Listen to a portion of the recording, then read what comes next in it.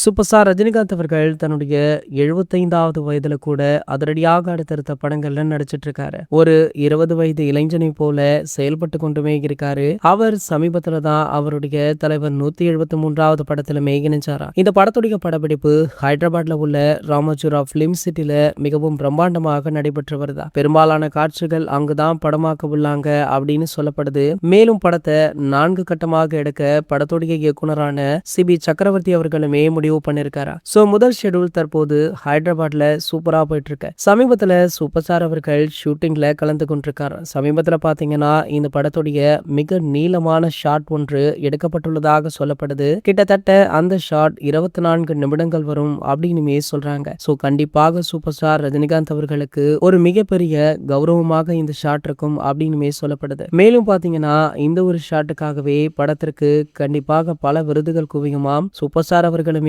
Guinness சாதனை பெற வாய்ப்பு இருப்பதாக சொல்றாங்க. தன்னுடைய 74 வயதுல கூட ஒவ்வொரு படத்திற்குமே புது புது விஷயங்களை பண்ணி ரசிகர்களை மகிழ்விக்கிறாரு அப்படின்னு சொல்லி பலருமே இவருக்கு வாழ்த்துக்களை தெரிவிச்சிட்டு இருக்காங்க. சரி, ஓகே, ஜெயிலர் 2 படத்தை தாண்டி தலைவர் 173வது படத்திற்குமே உங்கள யாரெல்லாம் ஆவலுடன் காத்துட்டு இருக்கீங்க அப்படின்றத கீழே உள்ள கமெண்ட் செக்ஷன்ல கமெண்ட் பண்ணிட்டு நம்மளுடைய சேனலை மறக்காம சப்ஸ்கிரைப் பண்ணிக்கோங்க.